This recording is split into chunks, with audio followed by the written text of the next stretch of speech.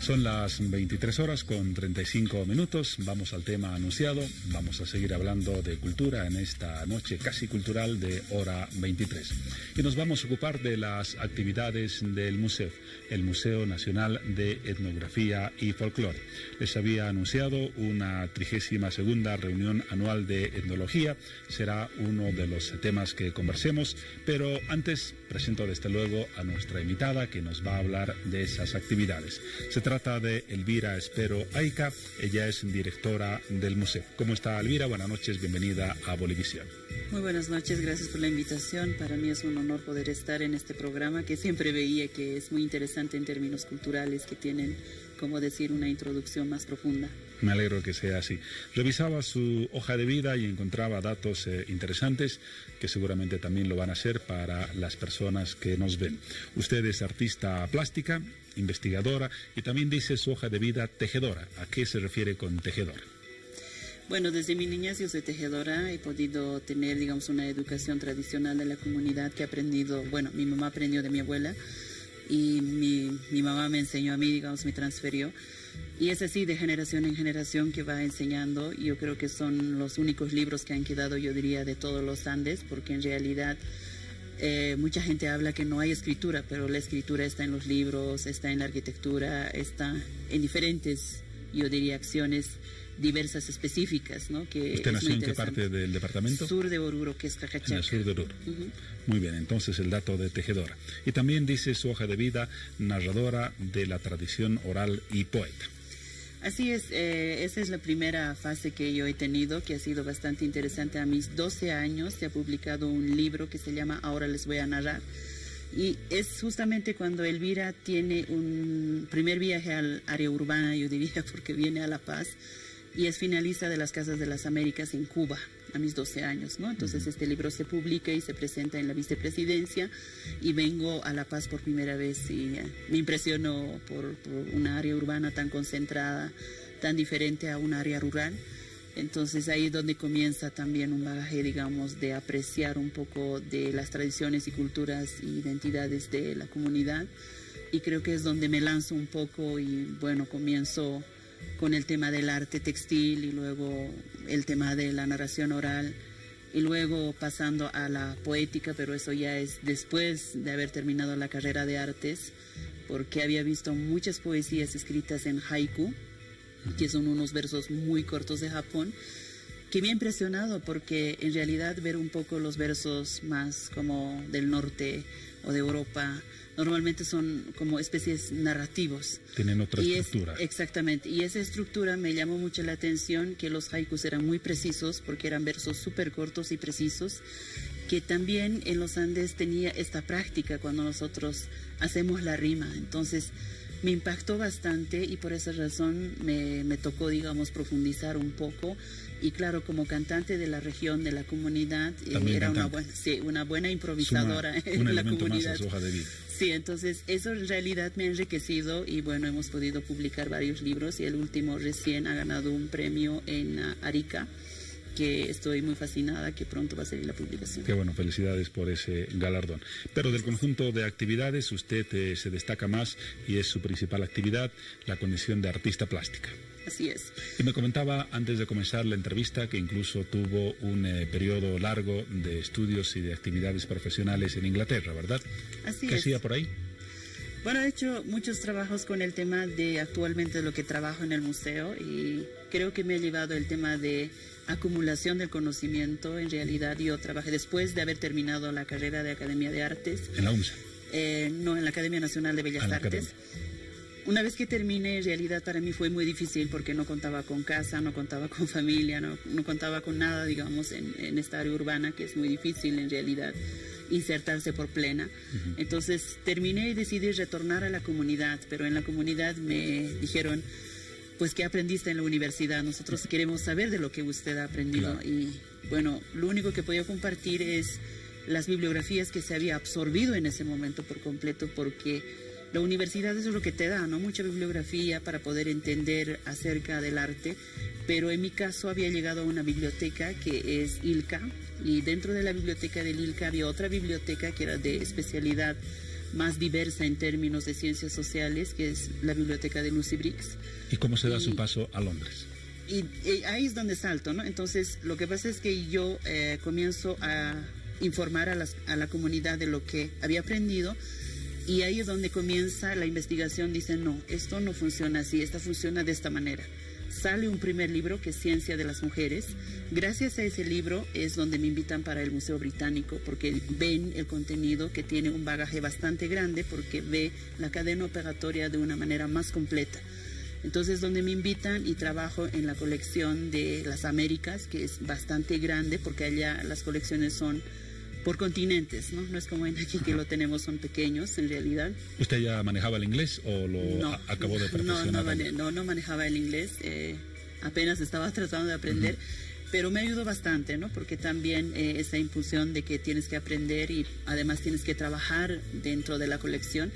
Ha sido fascinante porque trabajar con toda la colección de América Latina, poder ver, por ejemplo, los textiles de México, poder ver de la parte central, de la parte sur, y luego especializarme en todos los Andes y sistematizar desde lo arqueológico, lo histórico, lo etnográfico, es la que realmente me ha alimentado de una manera muy importante para poder entender el país, de cómo vive en una diversidad grande en términos del textil, ¿no? Entonces, y esa institución, la de Londres, sin duda es una de las más importantes en el campo cultural en toda Europa. Así es, en términos culturales es la más grande, porque incluso las celebraciones culturales, hablando por ejemplo, como por ejemplo el Año Nuevo Chino, es todo el mes cultural de China, o todo el mes de África, todo el mes de la India.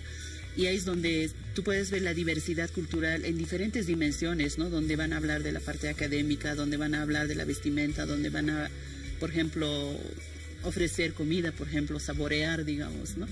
Y también tener la parte más como música, performance, es todo completo en realidad, ¿no? Y es muy lindo porque vas absorbiendo de todo el mundo la diversidad cultural de cómo funciona, ¿no? Y gracias a sus embajadas uno puede entender mejor todavía y tener un contenido más completo. Y luego de haber domesticado al inglés, haber conocido el ámbito cultural británico y europeo, ¿cuándo retorna al país? ¿En qué año? Retorno el 2012. El 2012. Y un año después, el 2013, es posesionada como directora del museo. Así es. ¿Ha encontrado dificultades por su condición de mujer de pollera en el campo cultural? Somos un país que durante mucho tiempo ha discriminado a la mujer en general, a la mujer de pollera en particular con mayor énfasis. El campo cultural tradicionalmente era visto como una élite a la cual no se podía acceder con facilidad, mucho menos a cargos de dirección tan importante como el que usted tiene. ¿Cuál fue la relación con el mundo artístico y con la institucionalidad que usted encabezaba? Es una pregunta muy grande. En realidad va en varias fases, porque la primera fase, cuando migro de la comunidad a periurbana, también la inserción fue muy dificultoso, digamos, porque una es que quieres mantener la tradición y por otro lado hay que cumplir la obligación de la escuela, ¿no? Que el guardapolvo, que el pantalón, que el zapato, que las medias blancas, que hay que amarrar el pelo en forma de cola. En fin, fue muy complicado, pero fue bastante, digamos, una persona más segura en lo que yo hacía, o segura en lo que quiero ser, digamos. Entonces, en ese sentido no me afectó mucho. Usted, viajó de su comunidad a estudiar a Oruro. A Chayapata, para salir bachiller. Termino mi bachillerato en Chayapata y para la universidad es la que vengo a La Paz. La Paz ha sido la más difícil y la más dura, yo diría, porque fue la primera mujer de pollera en la Academia Nacional de Bellas Artes. La primera. La primera. Y fue increíble porque, por un lado, como usted decía, ¿no? Hay cierto élite que tenía acceso, digamos, a, yo diría, este espacio, y había ciertos así niveles que no podían tener acceso, digamos, que es muy difícil en términos sociales, que es muy complicada, pero sí tenía bastante interés de que esta carrera me podría alimentar, digamos, para otras dimensiones, porque no simplemente era como mirar algo bonito, sino más bien cómo estas herramientas se pueden usar, digamos, en el futuro para poder incluso replantearla. Ese siempre era un poco de mi pensamiento. Entonces, creo que en ese sentido, a pesar de las dificultades que hubo, porque yo siempre dentro de mí había dicho, y alguna vez me lo habían dicho, que no piensas con la ropa. No piensas con la ropa. Sí, no piensas con la ropa. La ropa simplemente es una, como decir, un cobertor de tu cuerpo que viste bonito y elegante y hasta ahí llegaste. Porque usted no pensó en algún momento en renunciar a su forma de vestir. No, Entonces, en ese momento reflexioné y digo, sí, es cierto, porque yo me siento más cómoda en lo que me he visto, pero sí necesito alimentar, digamos, alimentarme de la información, en este caso leer muchos libros y tener un doble esfuerzo para tener que hablar fluidamente el español, por ejemplo. Y yo hablaba mucho del aymara y quechua, porque mi lengua materna es aymara y la segunda es quechua. Entonces, para tener esa fluidez de hablar y tener un vocabulario muy completo fue complejo, porque realmente la lectura es la que te enseña a ese don.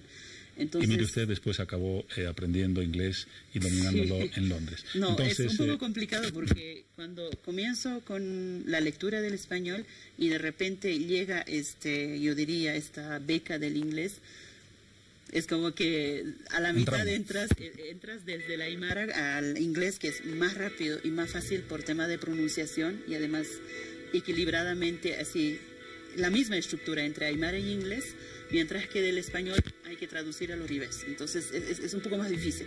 Entonces en ese sentido a veces se mezcló, digamos, ¿no?, mi lengua, y fue complicado a veces separarlo incluso, pero gracias a Dios pude mantener las dos cosas bien y escribir mejor en aymara, en quechua e incluso en español, ¿no? Porque a veces ahí es donde hay estas dificultades, ¿no?, que se tienen. Entonces, por esta trayectoria, antes de comenzar a hablar del MUSEP, tal vez coincide conmigo en que la formación y la educación son definitivamente las mejores herramientas para superar los niveles de discriminación en el país y para, desde luego, superarse como persona y como profesional. Eso ha sido lo más importante para mí. Cuanto más información tienes y cuanto más acumulación de los conocimientos que tienes dentro de ti, hay una inserción demasiado rápido y demasiado fácil a nivel mundial.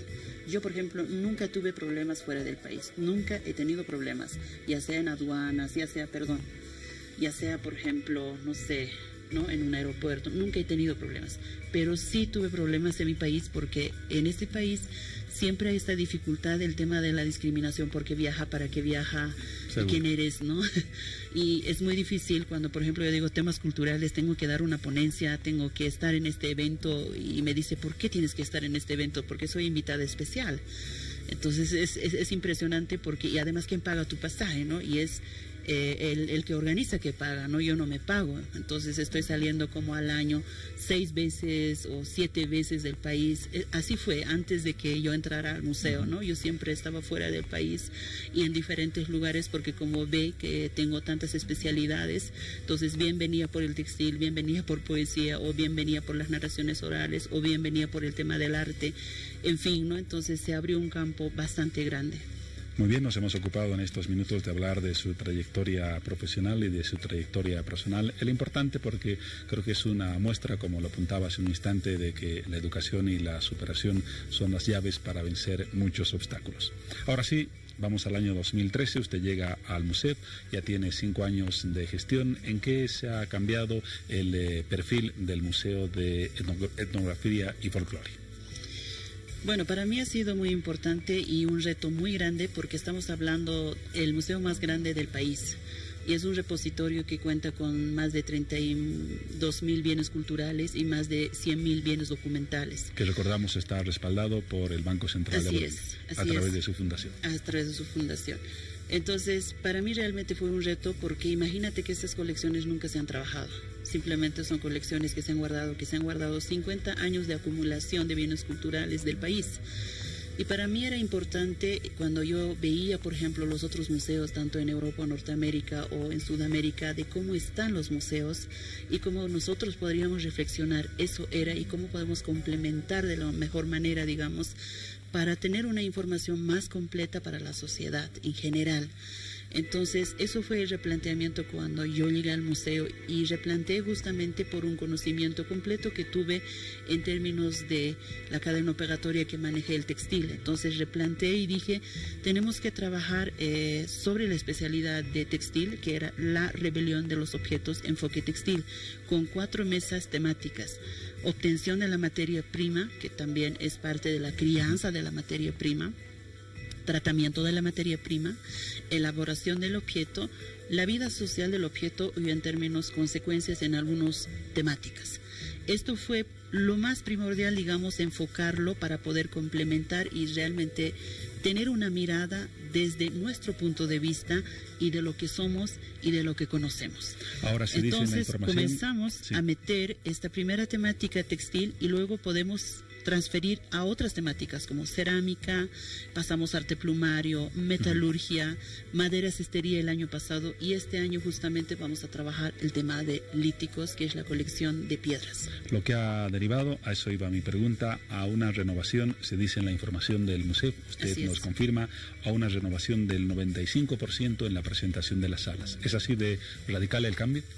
Sí, es radical, y además con una propuesta nueva, justamente mirando lo que es los museos fuera del país, ¿no? Porque muchas veces en términos académicos se ha velado el tema de la belleza superficial en este caso. La obra más bella, la obra más bonita y cronológica. Siempre las colecciones se manejan, por ejemplo, aquí los arqueológicos, aquí los históricos y aquí los etnográficos. Pero y la que belleza sean es un término lo más lindo, muy ¿no? variable, ¿no? Sí, muy lindo, digamos, el objeto más bello, que tenga mucho figura, que tenga mucho color, que tenga un formato de la mejor manera, en fin. Pero en este caso, cuando nosotros replanteamos y tomamos la cadena operatoria, ya te cuestiona qué tipo de materia prima, cómo esa materia prima se va transformando en objeto, y esa transformación incluso tiene muchos significados por dentro que aún tenemos mucho por descubrir. Y la belleza puede verse de muchos puntos de vista. Para algunos la puede belleza ser bella, es más como un toque al final, ¿no es verdad? Entonces yo creo que en ese sentido somos los primeros en replantear desde América Latina para el mundo, para decir que no simplemente con la belleza superficial lo vamos a tener una información completa, menos con la cronología. Creo que es muy importante analizar todas las materias primas y sus transformaciones, incluso las intervenciones con ciertas herramientas para poder llegar a ser un buen objeto, ¿no? Que en realidad es con todo un personaje también. Uno de los logros del MUSEF, la renovación del 95% de sus salas. También se apunta a la iniciativa del Museo Portátil, un término que tal vez no es muy conocido por muchos. ¿En qué consiste el Museo Portátil impulsado por el Museo de Etnografía y Folclore? Bueno, esta idea es justamente cuando, como dije, ¿no? Cuando yo salí de la comunidad, de repente no conozco el museo. Y cuando yo llego al museo, la primera pregunta que me hago es que, Elvira, tú nunca has tenido acceso. Mirándote el pasado, ¿no? A mis 15 años, 14 años, cuando estuve en la comunidad. Entonces yo digo, ¿cómo podría retornar, digamos, esta información a la comunidad y divulgarse de la mejor manera? Entonces dije, una vez sistematizado en un catálogo de 500 páginas, además teniendo una exposición realmente trabajada por toda esta sistematización, había la posibilidad de hacer un museo portátil que se podría transformar en fotografías, como especie de gigantografías que se puede exponer en las calles, en las plazas, en fin, y llegar a las comunidades más lejanas. Es decir, llevar el museo fuera de sus ambientes. Fuera de sus ambientes. Entonces, lo que hemos hecho, hemos comenzado con el textil, luego pasamos con todas las otras especialidades, y hoy en día tenemos pedidos aquí, pedidos allá, y gracias a Dios tenemos un camión que transporta directamente a la comunidad, y en la comunidad se va informando de la colección de lo que se ha llevado, en este caso como cerámica, textil, arte plumario, en fin, y luego las otras comunidades van solicitando, pero por otro lado, por una memoria fresca, en este caso en las comunidades, ya que no solamente está limitado para los estudiantes, en este caso para las escuelas, colegios, en fin, sino para toda la población general. Entonces, cuando viene una persona mayor, por ejemplo, de la comunidad, empieza a narrar, ¿no? Yo tenía en el pasado esto, yo he visto de mi abuela, decían aquello. Entonces, hay un retorno de información justamente al museo, sí, una retroalimentación, incluso para poder superar ciertas dificultades y problemas que se tienen dentro del museo. Eso creo que es lo más rico que ha tenido el museo, y realmente me enorgullece porque esa es la manera de trabajar con las comunidades. Y por otro lado, con este museo portátil incluso identificamos las comunidades que aún todavía producen y que tienen la posibilidad de replicar ciertos objetos específicos. Entonces nosotros con este catálogo llegamos a la comunidad X, trabajamos con nuestras comunidades y tenemos estas réplicas en la tienda que hace un beneficio directo en términos de venta de su propio producto, ¿no? Entonces para mí realmente ha sido impresionante porque por un lado tienes el museo portátil, por otro lado tienes la tienda que hace un beneficio directo a los artistas y artesanos del país, incluso alimentando pensando en una información más directa de lo que fue su pasado, de lo que ha sido en términos históricos durante la colonia, después de la colonia, y lo que hoy en día tenemos como identidad y cultura, para cuestionarse, para preguntarse y proponer en el futuro cómo podríamos superar estos problemas. Que es la tendencia de la mayor parte de los museos del mundo, dejar las cuatro paredes de las salas históricas para compenetrar a la gente en otros ámbitos de la riqueza cultural de cada país. Vamos ahora al último punto, el que había motivado esta entrevista, que ha derivado en otros caminos, pero desde luego del todo interesantes. La 32ª reunión anual de etnología, que tiene un título, La rebelión de los objetos líticos. ¿Cuál es la importancia y el interés que podría tener para la comunidad esta reunión? Bueno, esta reunión habla de la especialidad de las piedras y queremos ver, ¿no? Esta colección es un catálogo que tiene igual 500 páginas y una exposición que se va a inaugurar el 20 de agosto en la noche a las 7:30 de la noche en el museo. Pero lo interesante es que genera un debate académico, ¿no? Con las 4 mesas que contaba, cómo se obtiene, cómo se trata estas piedras, cómo se elabora el objeto y la vida social del objeto. Para poder entender un poco más, por ejemplo, el tema de la bolivianita. Yo sé que es poco conocido, es muy poco conocido, por ejemplo, incluso la mina Anaí, que está en tierras bajas, y cómo se ha posesionado. Todas estas gemas que se tiene, vienen en piedras, en rocas, y de estas rocas se convierten en joyas preciosas por el tema de los cortes específicamente, y todo ese trabajo de la cadena operatoria es muy importante que la gente la conozca, ¿no? Entonces en la reunión se va a tocar de varios puntos de vista para poder entender más completamente de qué tan importante ha sido las piedras, digamos, como piedras preciosas y cime preciosas. En cime preciosas, por ejemplo, tenemos el tema de los mármoles, que no es conocido en el país, y es la mayor parte, incluso como el mármol azul, que es la sodalita que está en Cochabamba, es de plenamente exportación por exportación, como materia prima cruda, digamos, ¿no? ¿Y es única en el mundo o hay es la única casi en el mundo, similares? ¿no? Entonces sería lindo que se tenga en el país y que realmente lo apreciemos como una piedra preciosa y que realmente sea relevante, ¿no? Y que no lo ignoremos de esta manera y que regrese en joyas y no sabemos realmente de dónde es la piedra, digamos, ¿no? ¿Cuál es su origen? Y por otro lado, en términos históricos, para poder entender en temas de arquitectura, por ejemplo, Tiwanaku está netamente construida con piedras como la Cala Sasaya, que son gigantes, y es impresionante para poder pensar incluso como en términos de ingeniería súper avanzada, ¿no es verdad? Y luego pasando un poco hacia los incas, podemos hablar también de otra arquitectura. Ahí está Ollantaytambo, incluso ahí está, por ejemplo, las escalones, en fin. Y por otro lado, pasando un poco hacia lo histórico colonial, tenemos las construcciones como las iglesias y las capillas que se han apropiado incluso de estas piedras arqueológicas, ¿no? Para poder construir. Y luego, en términos ya más tardíos en la República, hasta casi la actualidad, yo diría, este tema de tener, por ejemplo, empedramiento de las calles, ¿no? Con la piedra de Comanche, que se ha podido tener toda una población trabajando. Que lamentablemente ha desaparecido. Exactamente. Y ahora todo es alquitrán y cemento, entonces creo que es bastante interesante reflexionar cómo nosotros podríamos pensar, por ejemplo, como piedra y agua, en términos ya de una arquitectura súper contundente, con identidad, con cultura, que podría ayudar al país incluso a repensar en términos de arte y estilo. La piedra, entonces, mucho más que un objeto frío, un testimonio que ha construido civilizaciones y que hoy en el presente, aparte de ese testimonio, puede ser también una fuente de riqueza en el país. Así es. Entonces, por ejemplo, la piedra que tiene usted en sus joyas, ¿es una piedra? Es una piedra. ¿De qué tipo? Esa piedra es de Chile, que se llama lapislázuli. Ajá. Sí, entonces es una piedra preciosa, igual, sí, ¿no? Entonces hay muchas piedras así que no se la conoce. Y varias propias de nuestro país, me imagino, como la que mencionaba. Y hay piedras medicinales también que no se habla, ¿no?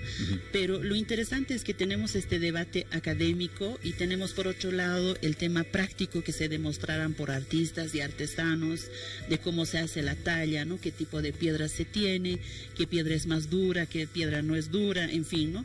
Por ejemplo, las piedras normales, en este caso en términos términos culturales las piedras volcánicas, por ejemplo, que absorben mucho calor y que puedes usar en la calapurca y que va hirviendo, en realidad va cocinando tu plato y da un sazón especial, ¿no es verdad? Y eso es una identidad, eso es una cultura, es una tradición que es bastante interesante en términos culturales, y creo que la piedra en realidad nos puede hacer hablar de varias dimensiones, pero la reunión se trata de eso, ¿no? Las 4 mesas se van a desarrollar en términos académicos, la parte práctica que va a complementar, y en las noches vamos a tener invitados especiales que son ponentes magistrales.